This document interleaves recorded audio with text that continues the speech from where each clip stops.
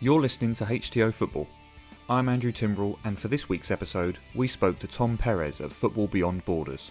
Tom co-founded FBB some 9 years ago with a group of friends in London, and since, it has established itself as a nationwide programme working with schools and local communities to support young people. Enjoy, and thanks for listening. Welcome to HTO Football, Tom. How are you? I'm all right, thank you. Thank you for having me. Excited to make my debut on the podcast.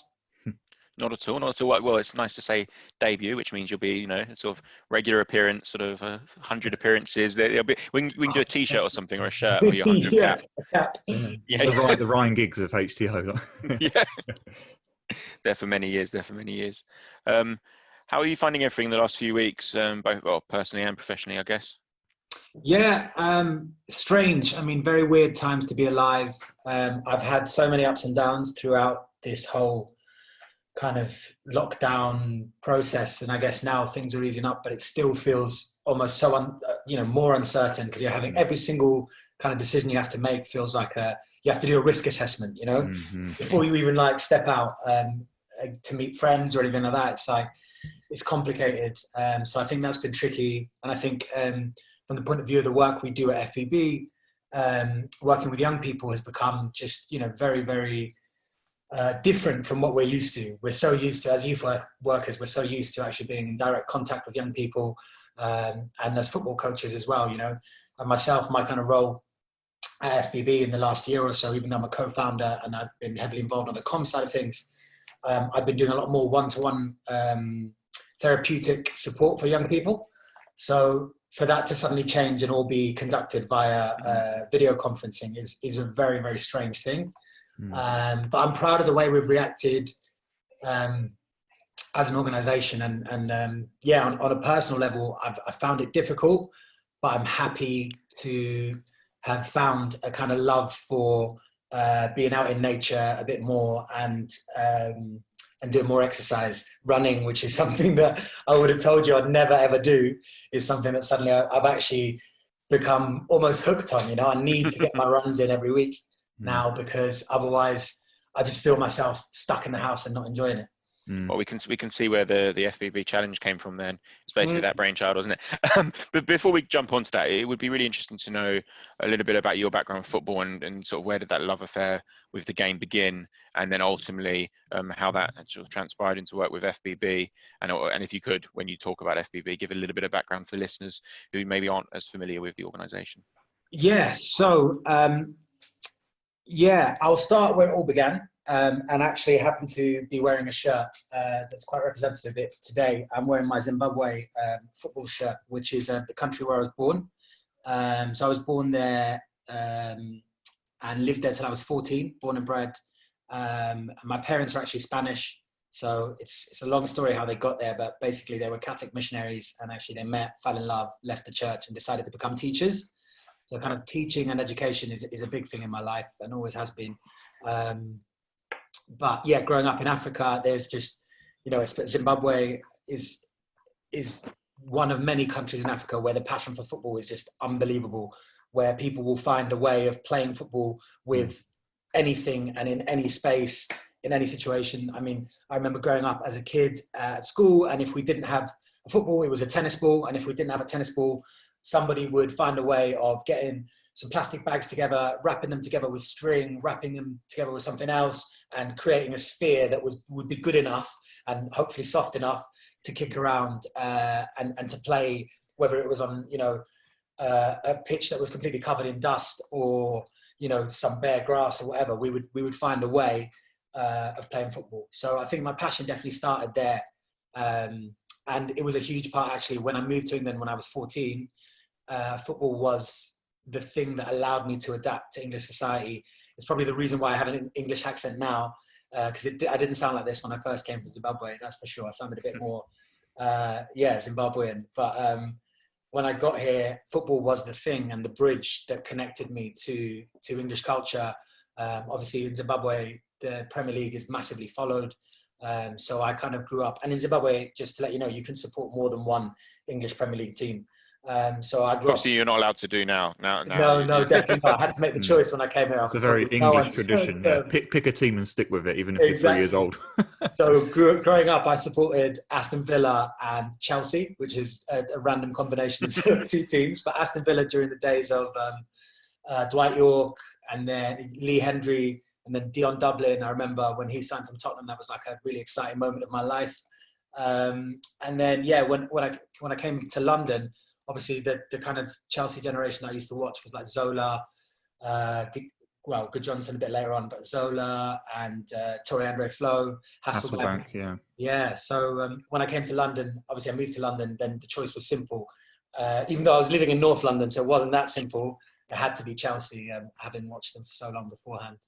And football was the glue. Football was the thing that really connected me to people here and helped make that transition. I wonder, I was thinking when you were talking there a bit about your upbringing, Tom, has that experience kind of found itself in your decision to kind of found the FBB and the whole, your diverse upbringing of that sort of traveling around and being so engaged in that aspect of life at such an early age? Did that feed into the early stages of the thinking process around its birth? Yeah, definitely. I mean, Football Beyond Borders, even as you can tell from the name, the origins of the organisation actually were quite different to what they are now. But it all started at a university in London called SOAS, which is the School of Oriental and African Studies.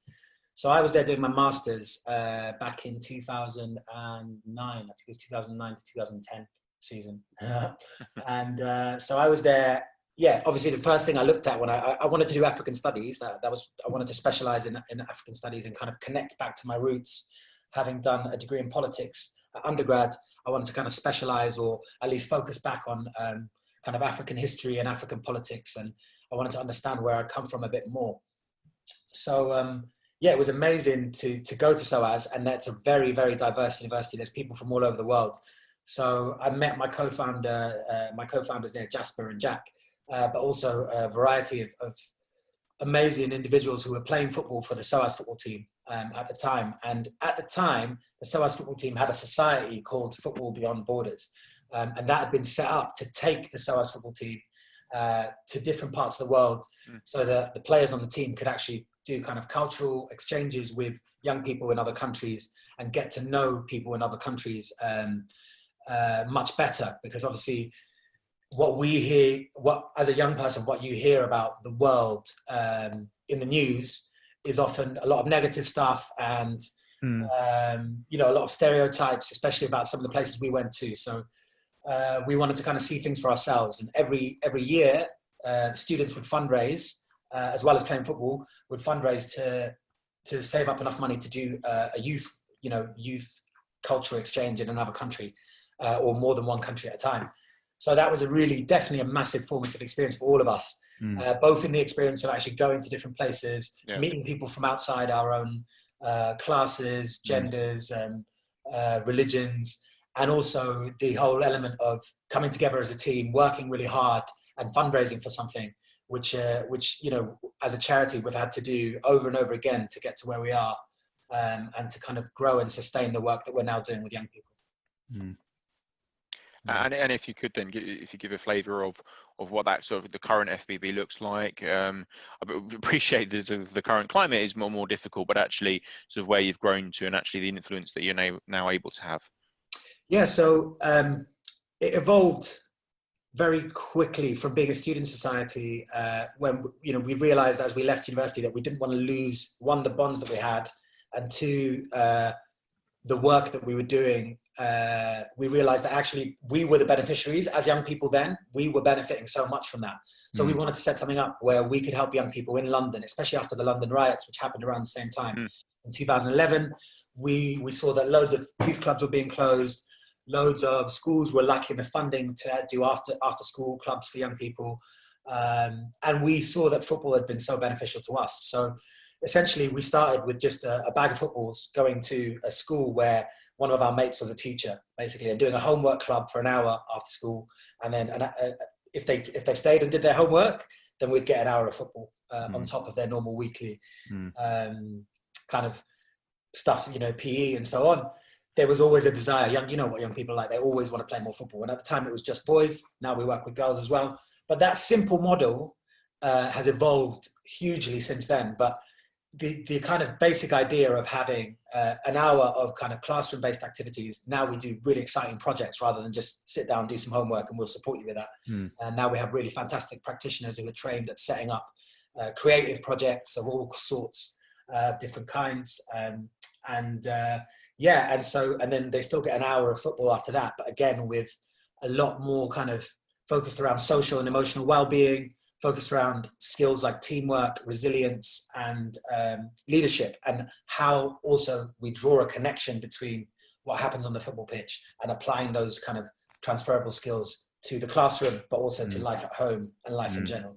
Sure. I mean, I work I'm a teacher myself, Tom, and there's so many occasions where my pupils are sort of talking to me about, why is this like this, Mr. Timbrell, in the world about the plastic or air pollution or whatever it is? And it's like, you just look at them and think, hopefully you guys are the next generation to have, if you can have these experiences you're talking about, these resilience training and leadership training, mentoring training, all these things are only going to do them the world of good from an early age. So hopefully we will have a bit of a different political landscape maybe in the future, how the decisions are made, and maybe this generation of youths are going to grow up and display a different style of what leadership is, really.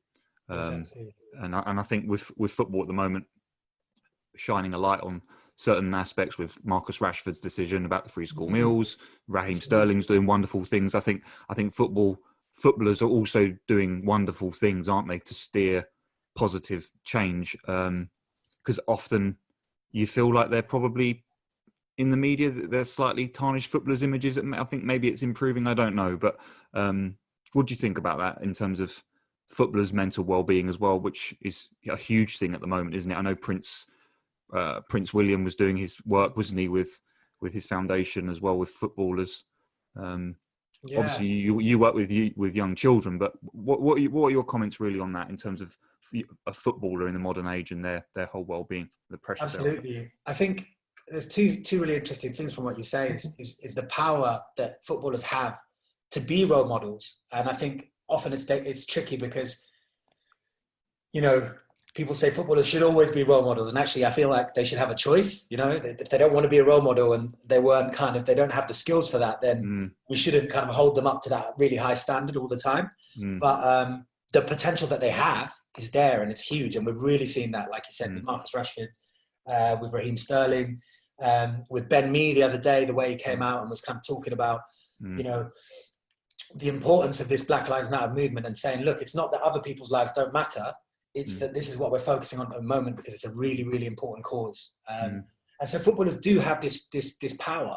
And I think it is a really difficult role as a footballer because you've got the media's eyes on you all the time. You've got, everybody has a different opinion of what a role model looks like. So it's not easy. And I think, especially with the way brands work as well, brand sponsorships and so on, I think footballers are often worried about speaking out in case they offend the wrong people or whatever. But I think what we're seeing now is that footballers are realizing that there are certain things, say with Marcus Rashford, kids going hungry is unacceptable. And I think any human being can accept that, can understand that, right? No human being can accept to see young people going hungry over the summer simply because we have a really tough economic situation. And if there is something that a footballer can do to step out and say that and influence policy, then I think that's amazing. And I think he set a massive example for a lot of other footballers on what they can do with their platform. If they're going to have this platform to be able to advertise brands, then they might as well try and use the platform to try and support good causes, right? Yeah. So we've really seen that. Our own patron, Chris Smalling, has been a massive, massive support over the last year or so, even actually more than just a year now. So he got involved when we launched our Northwest program. We now work in, I think, 7 or 8 schools in the Northwest of England. He saw the work we were doing already through our social media, the different stories that we tell about young people. And he decided he wanted to get involved. In the past, we've had footballers who maybe come and do one event and then kind of disappear or maybe do a video, meet our young people fine. You know, footballers don't always have the time to commit, but Chris Smalling has literally, he's been around, whether it's coming down to schools, to different schools in Manchester, coming to our office in London to meet young people, you know, posting about our stuff on social media whenever we need to amplify something, making videos for young people during lockdown was one of the things he was doing, was actually making videos directly for them about things that are important to him, whether it's cooking vegan food with his wife or meditation as well, which is something that he practices, and there's a lot of people have been trying during lockdown. So yeah, I think that is that's a really important part of what footballers can do. And I think Smalling's actually had a really positive influence on Rashford, and I'm sure Rashford would probably say the same. And Chris Smalling is someone that we respect a lot, and we hope that we can continue to work with going forward for a long time. But the other thing you were saying, I think that's really important, is about footballers' mental health. And I think that is something that often gets ignored, or if footballers say that they're going through a tough time, it has to be usually after their career, because during their career, it gets used against them. Either managers may be thinking, oh, this player's weak, or this player is, you know, not mentally tough, or fans might use it against them. And I think, the work that's being done in recent years in football to kind of highlight those issues and talk more about mental health, and make it acceptable to say that someone's going through a tough time. I think that's been really, really massive, and it's a really important step. Do you find it a bit of a challenge, you know, in your work with FBB to actually to try and bridge that gap? Because as you say, you know, to actually use football as a way to maybe embrace the vulnerability, actually to actually develop and grow, as opposed to maybe looking at the football as the pinnacle or as a platform that they aspire to be to. So rather than football being the thing that or the way out, actually it can help them on a different journey and help them on a path elsewhere. Because I think, you know, you look at Premier League stars, and actually that will be seen as the utopian vision, to be there, you know, have millions of Instagram followers and actually, you know, just have this huge public profile, when actually it's more about the journey that football can take you on, as opposed to the destination becoming a footballer. Absolutely. I was listening to your podcast with Nick Hardy recently, talking about this kind of thing as well, about the pressure that players, you know, all young players want to be Premier League footballers, and the pressure that creates, and how actually then that I feel personally that's so difficult for them if they don't make it. It's so detrimental to their development in general. They might still be wonderful footballers, but because there's so few positions to be filled at the top level, I think a lot of people become disillusioned and then forget, like you said, the value of the journey and the skills that you can learn along the way. So I think that is a big part of our work. And it's not easy. I mean, you still ask all the young people we work with, and most of them will say they want to be a footballer. Yeah. But for us, it's about broadening those horizons for them and saying, look, as well as wanting to be a footballer, which is a perfectly, you know, decent aim, and do work hard at it. But work hard, otherwise it's not going to happen. But as well as that, there are other things that you can do. You know, you can be a coach, you can be a referee, you can step outside of football, and you can be, or stay within football, but you could be a commentator, or you can make videos about football, or you could create your own YouTube channel. You know, we've seen a huge There's so many avenues now, aren't there? Yeah, it's a global platform, a global game. Lucky enough to have both Gary and Colin Lewin come on as well, and obviously physiotherapy now, for example. Gary was actually not failed, but he didn't make it as a goalkeeper. Then he sort of became and suddenly, you know, you fast forward 20 years, and he's the head physiotherapist for England and in Arsenal and beyond, and that kind of stuff. So actually, even sort of all these sub roles, these affiliated roles to the game, it's such a global sport now, such a global platform, that actually you can still stay involved for the rest of your life if you want to, and it can still give you so much value just because you don't make it as a footballer. I mean, I was destined to play for England, but look at me now, like football podcast. Football podcast. So for anyone listening, they can still do a football podcast, can't they? There's always something. Always something. I think it's bang on though. Definitely, definitely, it's bang on. And I think as well, Tom. I think that, but both Toms, that you've got this Premier League brand now that it's a juggernaut, isn't it? It's growing by the day. It's huge. And I think that when you ask these kids, do they want to be footballers? Do they, like Tom mentioned earlier with the Instagram followers, do they want to be a Premier League superstar? Or do they want to be a footballer and enjoy the game that it is? And I think that maybe what's happened over the last decade or so is that the Premier League has become bigger than football. Being football, yeah. Yeah. I mean, the celebrity culture in general, I think that we see in society, right? I always say like football is such a mirror to society, and it's such a powerful mirror, right? Because there's people watching it all over the world, but society has become so obsessed with celebrity culture, and so is football. And in the past, you know, there were kind of celebrity footballers, but they were, you know, your Maradona maybe, or here in this country it would have been, I don't know, maybe Kevin Keegan. Yeah. You know, depending on the generation, right? Yeah. And it would have been a few of them, but now it's the whole lifestyle, right? It's like people really become obsessed with the lifestyle.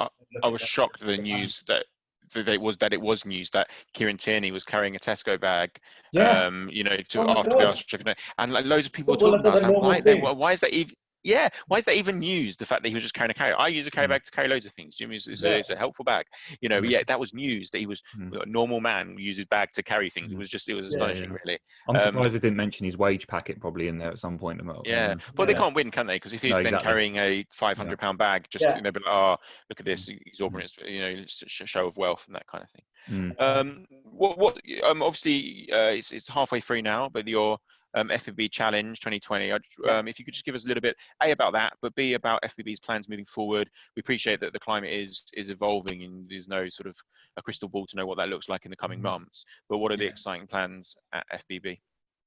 Yeah, so it's been a really strange time indeed. And we basically had a decision to make once lockdown happened, and we realized we had to pull out of schools, weren't able to deliver our work in schools anymore.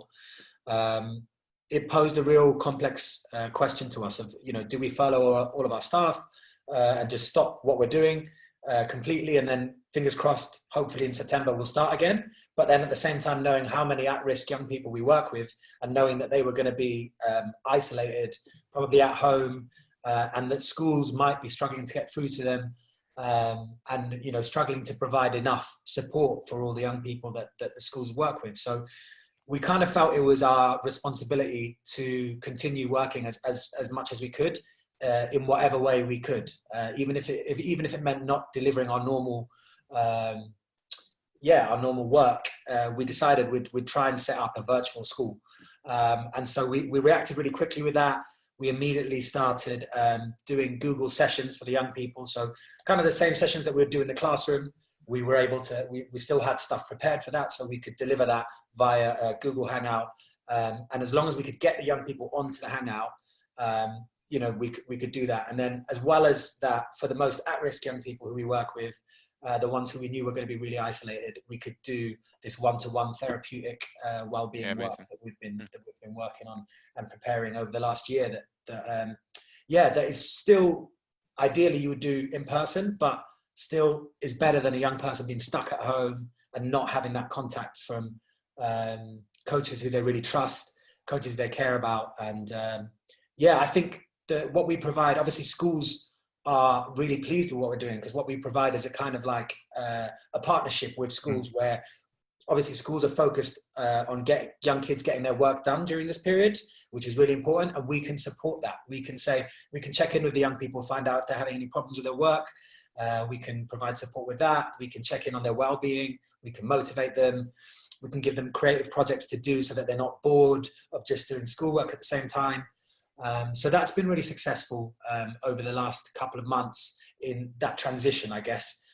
We're seeing decent numbers coming through from the young people we work with in terms of retention, in terms of wanting to participate on our projects. And so, we're happy with it for the moment. We don't know what things are going to look like in September, but we just know that over the summer, we want to make sure that we still have these creative projects running, so that if young people are feeling really isolated, you know, once schoolwork has stopped coming in completely, it's going to be a long summer. We don't know what's going to happen with whether there might be a second lockdown or anything like that, but we want to make sure that they have the option of doing activities with us, and that come September, we're even more prepared to help them out, and that we can hire more staff who are kind of trained in this one-to-one therapeutic space as well. So to make all of that possible, we decided to run a crowdfunder, which is something we've done before in the past. But this one, we kind of thought, yeah, this is a big challenge because we'd had a lot planned around the Euros, around Euro 2020. Yeah. Obviously, that was cancelled. And for a charity that's growing like we were back at the beginning of this year, and wanting to help more, reach out to more young people, and now potentially knowing that, you know, there's a lot more young people who are going to be stuck at home and who are going to need this kind of virtual support. We thought, let's do it. Let's set up a virtual school that will go beyond just the young people that we're currently working with, and that will be set up to, you know, potentially, if we expand, to work with more young people, right? So, yeah, it's been amazing. We set ourselves a pretty high target of £20,000, and we asked the whole FBB family, as we call them, all of our supporters, friends, family, and anyone who kind of follows us on social media, to chip in by basically setting themselves their own kind of distance targets. We wanted to do 20,000 kilometers and raise £20,000. So we wanted to get people active, whether it's running, walking, cycling. We know a lot of people have been stuck at home, and we thought this would be a great way of motivating people to get fit whilst also fundraising for a good cause. And yeah, we've been blown away by the response so far. At the 2-week point, which is, we kind of set it to run from the beginning of when the Euros would have started to the end of when the Euros, so the 12th of June to 12th of July. And halfway through, we had already hit the £10,000 target, which is great. So we're on track. But we always know that with crowdfunders, the middle period is always sticky. It's always a bit slow. People are probably, you know, myself, I picked up a calf injury, which I knew would happen. I'm getting old now. I think like my football career is definitely on the downturn. So my calf, did not respond well to kind of doing 5Ks and 10Ks every other day. So I've taken a little break. I did a walk yesterday, but I know that, yeah, this middle period is tricky. So we're trying to get more and more people involved. We're trying to motivate, whether it's football teams doing it together. The Dulwich Hamlet women's football team has been amazing, for example. They've raised £2,500 on their own, just as a team. Wow. And they're Shout out to them. crazy distances. Some of them are setting themselves 500 kilometers to do in the month. So, yeah. As an individual, obviously with some cycling involved as well as running, that's still a pretty massive target. Yeah, well, hopefully if our listeners can squeeze some KMs in, can't they, in the next couple of weeks? I think it's fantastic what you're doing. Thank you. What an amazing achievement! If even so far, to be honest, pat on the back for that. Yeah, the distances are really unbelievable. I think at the last count we were at 17,000 kilometers. You know, everyone in the family kind of working together, and the way we've designed it, because we know that financially is a real struggle for people at the moment. We've made it as accessible as possible, where if somebody just wants to walk 10K and donate a tenner, or walk 5K and donate a fiver, that's absolutely fine. It's more about trying to get as many people involved as possible, and that double kind of reward of donating, but also getting active at the same time. Yeah, and you know, I was thinking earlier as well, like, people are often saying at the moment, this young generation are lost. You know, they don't have a vision. They don't have people that they can trust. And I just think things like the FBB Challenge, for example, what that does is instill so much confidence and trust in these individuals, you know, because they're often labelled, aren't they, of being sort of, they need guidance. They haven't got a clue where they're going. And all these projects, that it just fills them with so much belief, doesn't it? That people actually care. People are out there that actually care about this generation, that they can do something special. Yeah. If you make them trust you, you know, because we were talking again with Nick Hardy on our pod the other day as well, that as in a coaching role or in a teaching role, for example, or as a project worker, you're in a very responsible position, and you have to give these young people confidence, but you have to make them trust you, and I feel that word trust is such a big one when you're working with anyone, but particularly with young individuals. The strength, we always say, the strength of the relationship is everything, and if it's not a trusting relationship, if a young person, I mean, you could even take this to like the Premier League now, couldn't you? You could say, well, look at Liverpool. I mean, that team trust every decision that manager made. Like Jordan Henderson said the other night, didn't he, about, look, we follow this guy, and you need to create an environment where the people you're working with, that are in the palm of your hand, they have to follow you, and to do that they have to trust you, you know. And I Absolutely. think you can take that and you can put that on the pinnacle of the Premier League, top of the league, can't you? And that's what's happening there. So Klopp is a fantastic example of that kind of leadership. And it reminds me of a quote that I really like, that I always apply to young people. It's like, no one cares how much you know until they know how much you care. And it's so important with young people that they know how much we care and how much of an effort we're going to put in. And then they'll care about learning from us. Exactly. They'll care about picking up all these different life lessons because they can see. And I think it's a great thing actually to link it to what we're doing to this challenge. In a way, that young people need to know that society cares about them. Young people need to see that there are people out there going these crazy distances and fundraising for them, because they know, they can see from the news that they're going to be in a really tough situation. They can see from the news that even when a footballer is going out and struggling for them to try and get them free school meals, it's still a struggle, They can see that society is going to be really finely balanced over the next few months, years, when it comes to an economic depression, how things are going to work out and what opportunities are going to be kept for young people or taken away from young people. And so I think it's so important that we fill them with confidence and trust in adults at the moment. And I think in the bigger picture as well, like if we think of the explosion of something like social media that has, like in our lifetimes, obviously growing up, I think Facebook came out when we were at secondary school, Tom, I think, wasn't it, around about that period? It's that new phenomena that we've had to deal with as a generation as well, at our age, for example, where we were growing up with this new thing, and it's just become so huge. And I think maybe what we're seeing is that we're, as a species, we're starting to kind of get to grip of how we can use this sensibly for positive change, and that maybe the art of conversation has died over the last sort of 2 decades or so, and that what we're starting to get back to basics is, look, like a little bit like what we are now with Zoom. Like, although we're not together, it's the building of those relationships. It's the trust. It's the time spent with an individual, isn't it? Because maybe we've taken the eye off the ball as a species, with the social media, and that we're trying to get to grips with this monster on a daily basis and make it work for us. Because quite frankly, it can also destroy. So we have to get on top of it, don't we? And I think that this lockdown has kind of tested everyone with that, with Zoom, whatnot, and what you're doing with the whole virtual school thing. I think it's testament really to the whole fighting spirit of human beings, really. Yeah, absolutely. So talking of fighting spirit, how and trust, I guess. How have, from a sort of organisational perspective, as opposed to the impact you're having, how have FBB found things in terms of your contracts, your engagement with schools, etc., etc. Essentially, from a business perspective, are you pretty stable at the moment, or worrying times yourself? I'm probably not the best person to ask, but I know that it's not easy. I definitely know from conversations being had on that side of things, because I'm more now on the comm side of things and the wellbeing side of things. But I know that schools are in a tough position because they don't know how they're going to be running things in September. I just think what I hear is just like constant uncertainty at every different level, right? So I think as an organisation, navigating uncertainty is always tricky.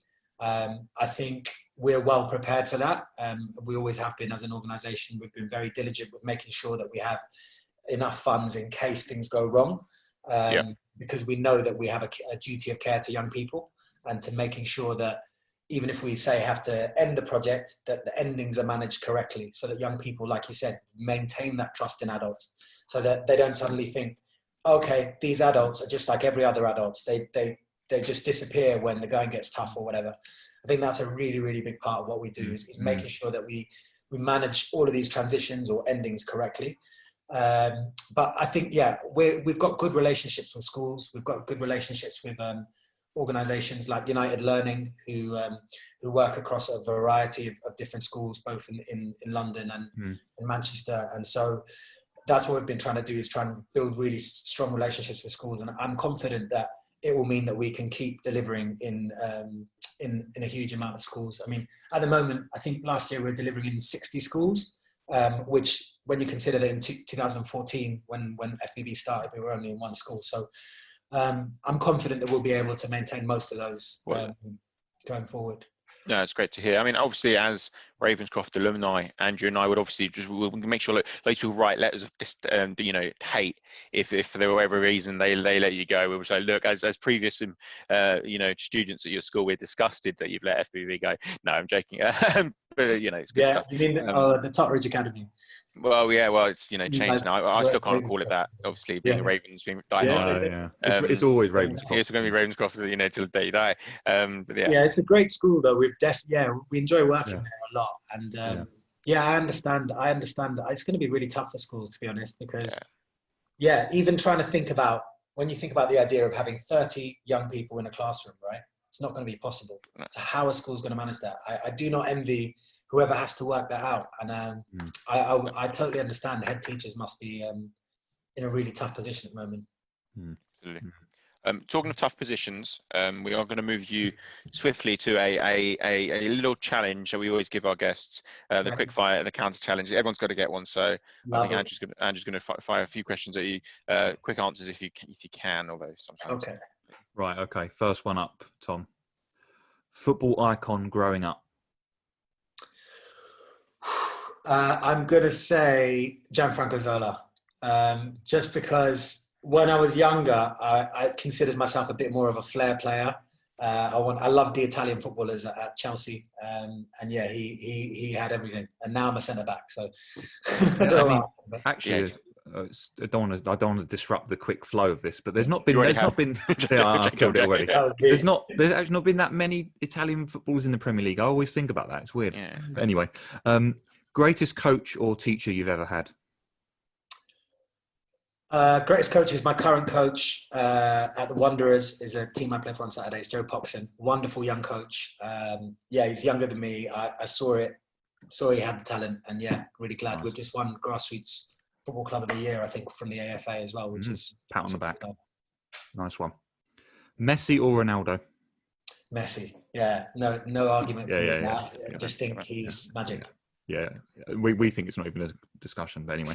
Yeah, but we're being outvoted. So we, personally, Andrew and I agree with you. But all the guests we've had, I think Ronaldo's like 5-1, and which is. But anyway, I always say just give Messi a ball for 10 minutes, and then you can make your mind up. You can just watch them both for 5 minutes with the ball without a game being on, and you just know who's better. But anyway, right, okay.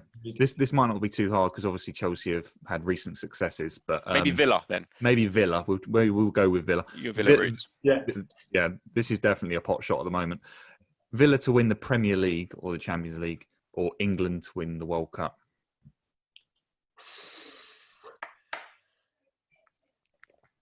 I mean, I'd love to see.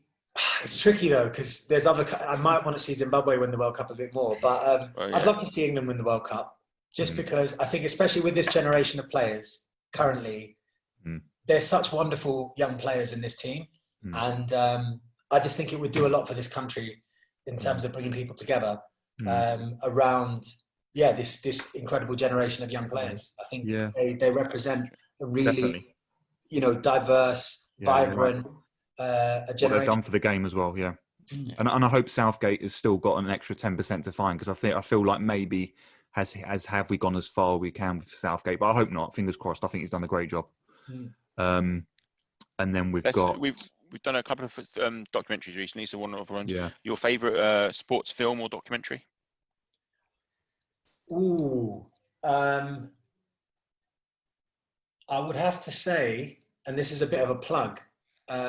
So Football Beyond Borders, how we actually formed in 2011, we went to, when just 2 years after we formed, in the year that I joined, one of the tours that we went to Egypt during the revolution in 2011. So like Tahrir Square, we went to Jordan, Israel and Palestine as well. And we documented all of that. And what we saw in Palestine it completely changed our whole perspective on the world. What we saw in Egypt, what we saw in Israel, what we saw in Jordan, like it was all just new stuff for us, really opened our eyes to the world. And there's a documentary about it. It's not on YouTube, but maybe one day it will end up somewhere where it's watchable. And last but not least, our favourite, I think. You've got 3 dinner guests, dream ones. Dead or alive. Who are you picking? Dead or alive, dinner guests. Yep. Yep. Football related. Football or sports, yeah. Okay. Funnily enough, even though I'm not a Liverpool fan, I would love to have dinner with Klopp. Like, I just think he would be hilarious. It'd be great fun. Got to have him there. So definitely Klopp.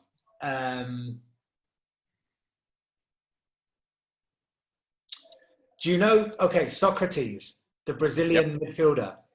I'd love to have him because he, again, was he had a great quote about football that was like, it was about victory being secondary, like victory is important, but joy comes first. And I always love that about football. As much as, like, obviously I love to win, if I'm not enjoying it, then I don't really, winning is, it's okay. It's great, to be honest, but it's not, if I'm not enjoying it, it's not the same. I love the joy of football. So Socrates, Klopp, and let me think. I think it would have to be, maybe Gianfranco Zola.